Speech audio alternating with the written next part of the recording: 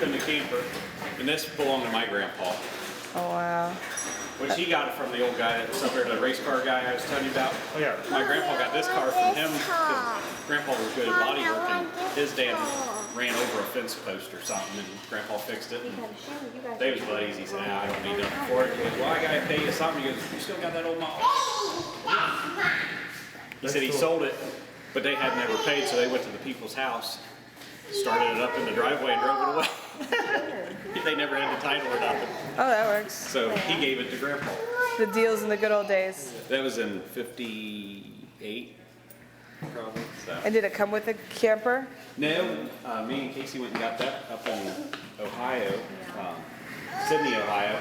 And that was an original homemade one, but it was built back in the 50s, and a family of 4 had that. And it had platforms that go with it, a big tent, and the kids would sleep under the tent and on this little platform, and mom and dad slept inside. Wow. Yeah, we restored it. And we restored it. We restored it before we took it. It was silver and wood on the inside. That's beautiful. And there's some, it's got an ice box in it. Oh, really? And, Oh, it does. and then the things in the back are things people have donated to us. That's an old camp stove. Oh, yeah. I think my parents still have that camp stove. Yeah, it runs on gas. And then this is an old lunchbox, picnic box. Oh, cute. Wow, that is old. Matches the car. And here's an ice box. And when we were in Canada, you could buy a block of ice. Yeah.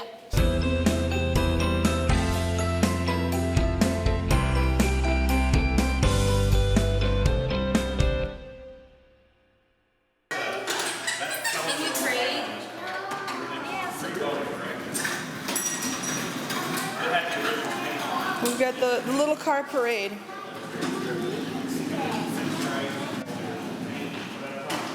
I want this one.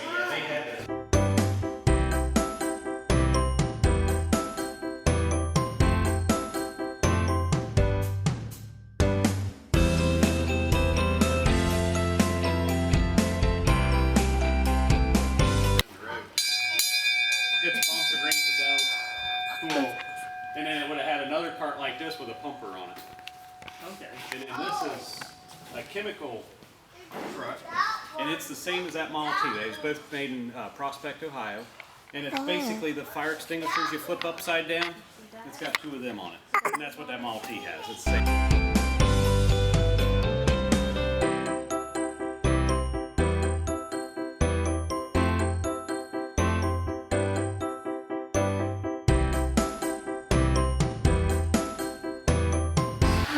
Down here, it's kind of gotten buried. That's a 28 or 9 Willys Knight, and it's a sleeve valve. So there's no valves in these engines. These have no valves, and there's 2 sleeves in each cylinder. The piston's going up and down, and the cam works the sleeves, and it opens little doors inside the cylinder and sucks gas in and blows out the exhaust. So very complicated. They smoke like freight train when they're brand new, and that's just the way they are. And you can't buy parts for them. No. So it had mice get into it and peed in 2 cylinders, and the sleeves are all junk. So we're looking for sleeves for a 1910 Oldsmobile. This is a Hall Scott. It's out of a semi, an antique semi or fire truck. Yeah, this is the BJ's room. We call it BJ's room. It's the final. It's assembly room. This is where all the engines get assembled Cut down for the Molly T's and Fly A's. For the small stuff, not the specialty stuff. Yeah, not the specialty stuff. So, I did not have any of them ready. So now we are working to get those. Oh. Yeah. It's a mess. Yeah, that's a short block that BJ's turned into a long block here within the next week. This is for a lady out of northern Kentucky. She wants to restore her dad's car, so we're doing the rear end and the front end and the engine. So, and then Tom Mack, our buddy, who restores the cars, he's the paint man, body man, he's doing the restoration of the car. All the pouring white metal batted all those guys call it. So very crude in here, but we did move up to the 21st century. We got it all state of the art, so that way all of our tanks are monitored, so that way they come up to temperature and we know exactly to the degree. Before we just had a thermometer and going old school, but now we've moved up, so we're advanced.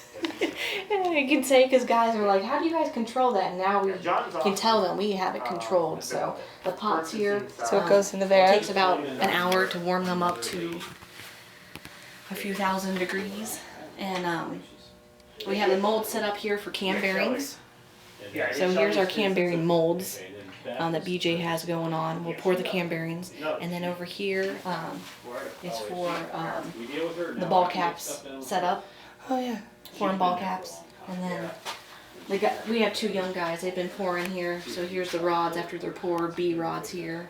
These are T's. So after they're poured, so. The raw. And then they go through about another 20 steps before they're finished. So there's about 40 steps to a T-rod.